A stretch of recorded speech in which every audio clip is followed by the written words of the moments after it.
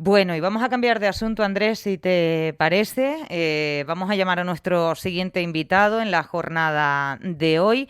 Él es responsable de política climática de la Fundación Renovables, Ismael Morales. Muy buenos días. Muy buenos días.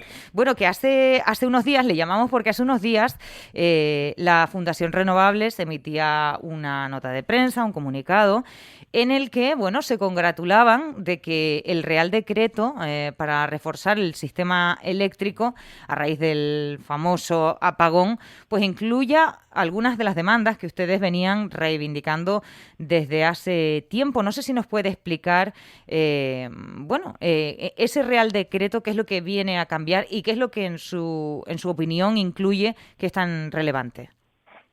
Bueno, este Real Decreto se enfoca, ¿no?, en tres grandes bloques. Uno de ellos es el control más directo de la operación del sistema, ¿no? Podemos llamarlo, es decir, como red eléctrica, como operador del sistema y de la red de transporte, como también la CNMC, que es la Comisión Nacional de los Mercados y la Competencia, controla a red eléctrica, y también como las distribuidoras, que son las propietarias de la red de distribución, tienen que responder ante la CNMC, ¿no?, de la inspección, de cómo funciona todo, las mejoras en regulación, los controles de tensión y frecuencia, y asignan unos diferentes plazos para que todo esté mucho más supervisado. Eso es uno de los principales puntos. Por otro lado, y ahí ya vienen, ese es un poco, ¿no?, lo que implica el apagón, ¿no?, las consecuencias, los Mm. análisis, Ujú. y luego ya vienen las demandas históricas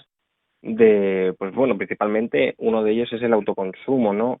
En este caso se estaba viendo cómo el autoconsumo avanzaba mucho más rápido a nivel industrial, ¿no? A autoconsumo me refiero individual, ¿no? El industrial estaba despegando rápido porque al final las horas de sol se solapan con las horas de actividad, pero el residencial siempre quedaba ahí un lastre, ¿no?, de plazos de activación muy largos, sin baterías, no eres tan rentable. Entonces en este caso lo que se crea es pues el gestor de autoconsumo, que es pues una especie de gestor que puede ser una entidad pública, una persona individual, que sea intermediario entre el propietario y la comercializadora para que no se dilaten tanto los plazos.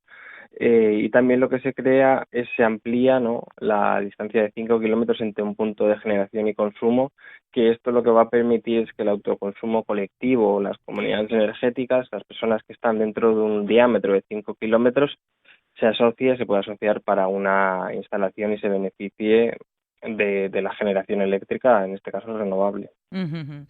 Bueno, quiero darle también la palabra a mi compañero Andrés Sí. Martínez. Sí, hola Ismael. Mi pregunta iba un poco, dada mi ignorancia, pero también me gustaría saber un poco, voy un poco para atrás porque con el tema del apagón, Ujú. Mm. lo que muchos pusieron como una mala noticia, pero en parte tenía una buena noticia, y era que somos capaces de producir energías limpias, energías renovables, ya en cantidad suficiente como para tener el 100%. ¿Podrías hacer una especie de radiografía de en España, y luego si puedes Canarias, mejor, por las particularidades que tenemos, de qué porcentaje de cada una de las energías son las que nos nutren? Entiendo, ¿no? Pues ya puede ser Sí, total. hidráulicas, lo que sea, solar, fotovoltaica, para Sí. hacernos un poco la idea. Y luego, si quieres, una segunda pregunta sería los retos, porque creo que hay retos, la Agenda 2030, no sé si determinados retos para saber si somos capaces de llegar o no. Sí, bueno, totalmente. Y gracias por este examen, ¿no? que me das. Y justamente, pues bueno, en España el avance es bastante significativo. Al final las renovables son muy estacionales en cuanto empiezan a aumentar las horas de sol en primavera, y como cuando decrecen a finales de otoño, pues justamente la fotovoltaica es la que puede llegar a un 40% de toda la generación nacional, ¿no? Ajá. Pero sin embargo la eólica, pues el viento sopla más de justamente, ¿no?, de finales de otoño a principios de primavera. Entonces son totalmente complementarias. Entonces, más o menos, ahora mismo las renovables pueden alcanzar picos de 50-60% de generación, ¿no? Luego un 20% suele ser nuclear, y luego el restante pues suele combinarse entre hidráulica y ciclo combinado, ¿no?, que son los que dan esa operatividad al sistema, ¿no?, los que tienen mucha más capacidad de activarse rápidamente, instantáneamente, para aportar inercia, para aportar equilibrio, porque siempre algo que hemos aprendido del apagón es que la oferta tiene que estar equilibrada con la demanda. La generación tiene que ser exactamente la misma a la demanda, ¿no? Si no hay oscilaciones en la tensión, en la frecuencia, y el sistema puede peligrar su estabilidad.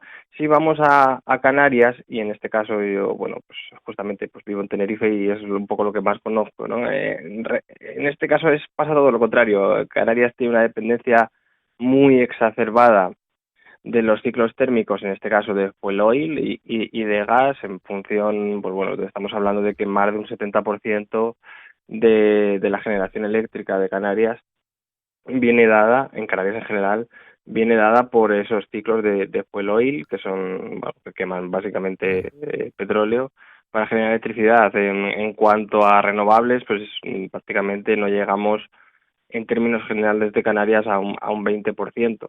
Ahora, claro, también te digo, hay excepciones. Hay excepciones, una excepción, como ya sabemos, es el hierro, que gracias a esa central de bombeo o eólica, ¿no? Hidroeólica, que se suele llamar, pues tiene picos del 90% de generación renovable.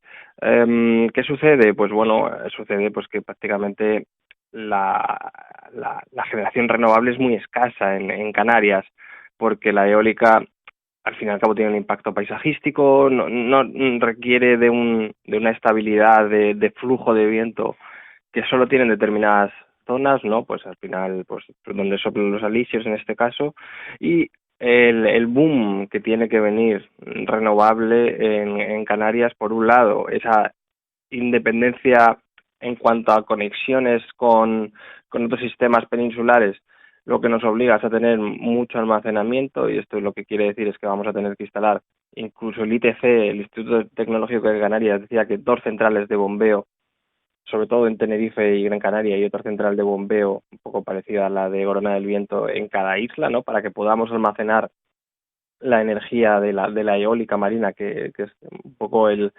gran tecnología que tendremos que expandir, ¿no? Entonces, esa combinación entre almacenamiento de bombeo, almacenamiento también en baterías, fotovoltaica en autoconsumo, también en fotovoltaica, pues en polígonos industriales, son las que se combinen para tratar de descarbonizar ese mix, que ahora mismo es un 70-80% fósil en Canarias en general. Uh-huh. Claro, pero y aquí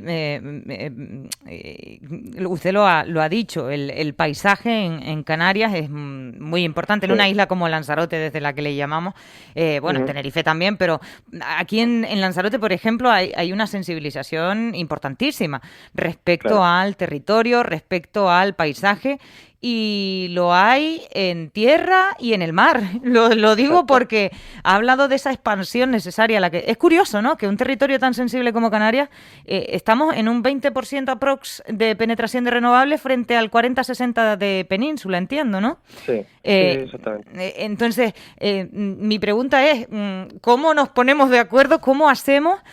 Porque habla de la marina, ¿no?, como la gran clave. Sí. No sé si pasa por ahí, y sobre todo, claro, estos son decisiones muy políticas también, ¿no?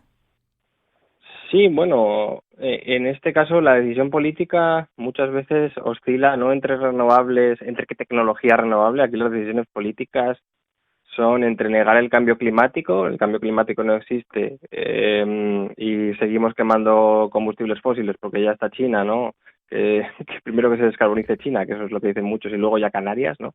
Entonces la decisión es qué tecnología es la más propicia en función de los recursos autóctonos que tenemos. Aquí esa es la única manera de ganar soberanía energética. Si no queremos que terceros países nos impongan aranceles, nos impongan precios de gas, o tener que depender, ¿no?, el estrecho de Hormuz con el conflicto de Irán y de Israel, el tema es que tenemos que instalar renovables, pero claro, tú justamente lo dices, pues mira, el primer punto es que hay que interconectar todas las islas todo lo que se pueda, porque eso lo que va a permitir es que se equilibre y se gestione de una manera mucho más factible cada isla. Lanzarote y Fuerteventura ya están enlazadas, Tenerife y La Gomera se prevé que lo haga el año que viene o en 2 años, siempre hay algún retraso, pero lo que tú comentas de la eólica marina, y pasa con todas las tecnologías, incluso con las baterías en zonas de Asturias, es que hay una licencia social, ¿no? La gente tiene que percibir que se obtiene un retorno como tal, más allá del impacto paisajístico, más allá de que en mi factura yo vea que la energía es renovable, ¿no? Yo tengo que tener un beneficio, porque obviamente yo estoy sacrificando una parte de mi paisaje, ¿no? Entonces, bueno, justamente en ese punto, pues eso sí que es una decisión política como tal, porque, por ejemplo, si Lanzarote, en este caso, tendría que descarbonizarse con eólica marina, pues justamente los vecinos que están enfrente o la zona más cercana puede obtener una rebaja en su factura de la luz, o el promotor del parque eólico puede incentivar crear fondos para promover un turismo más sostenible o para mejorar los servicios públicos. Es decir, hay muchas herramientas o iniciativas innovadoras que en ese caso tienen que ir justamente antes que la proyección de la instalación como tal. Bueno, creo que aquí estamos dando pasos en Lanzarote. Hace poco se anunciaba por parte de Política Territorial del Cabildo de Lanzarote, el consejero Jesús Machín, lo digo un poco por ponerlo en el contexto, ¿no? Que estaban muy avanzados en esa planificación de la zona de aceleración de renovables, que es justamente eso, si yo no me equivoco. ¿Dónde instalar este tipo de tecnología? Claro, la zona de aceleración renovables pues viene justamente de una directiva, la Directiva Renovables 3, que se actualizó el año pasado, y la zona de aceleración, Canarias es el único que ahora mismo creo que las está aplicando, porque al final no es otra cosa que reducir la tramitación ambiental, reducir los plazos en zonas que hayan sido designadas como propias, pues antropizadas, industriales, y ahí instalar esas renovables. ¿Qué pasa? Que las zonas de aceleración renovable no implican la búsqueda de esa aceptación social, que es lo que te digo. Entonces, pues justamente una propuesta de la Fundación Renovables es combinarla, ¿no? O sea, ponemos la zona de aceleración, instalamos renovables más rápido y aparte damos un retorno al territorio, porque al fin y al cabo van a tener un ligero impacto visual como tal. Andrés, última, que ya se nos comen los minutos. Sí, nada, un poco para poder incorporar más energías renovables, ¿hacia dónde va el camino? Lo digo porque yo empiezo a ser escéptico, porque por un lado, por ejemplo, la fotovoltaica. Aquí en Lanzarote hay una discusión de que en suelo no, en techo sí, pero luego, por ejemplo, sigues viendo, por ejemplo, instituciones públicas, por ejemplo, educación, que pone cubiertas a los colegios y, por ejemplo, yo veo que no ponen placas, ¿sabes? Digo, no sé dónde se puede poner, no sé si está parada la cosa o que si o para el futuro habrá un cambio de legislación, no sé si tampoco esta pregunta le corresponde a usted, pero que no veo tampoco yo un futuro de cambio. Bueno, en realidad la tecnología está preparada, la regulación es totalmente favorable. El único problema que yo veo es que soy parte de una comunidad energética y cuando tú vas a hablarle a un ayuntamiento de qué es una comunidad energética, de cómo tú bien comentas, cómo me pueden ceder el tejado para instalar placas y que entre los vecinos dentro de esos 5 kilómetros compartamos la electricidad, te dicen, ¿qué es eso? Explícame, no tengo ni idea de cómo hacerlo. Entonces, lo que falta no es como tal una voluntad, sino un conocimiento de todo lo que está por venir y de todo lo que está por llegar y una sensibilización.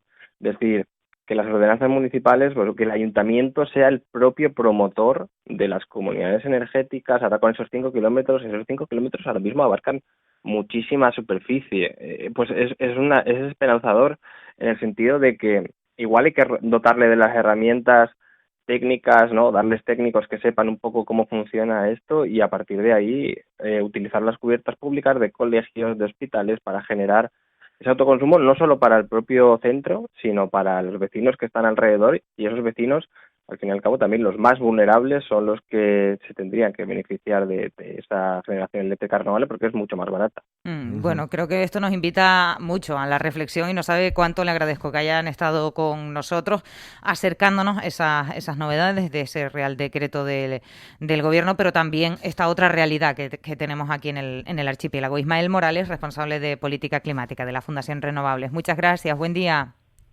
Un placer, gracias. Gracias. Bueno, y Andrés Martínón, a ti quiero decirte que muchas gracias, como siempre, por estar con nosotros. Gracias a ti, Erika.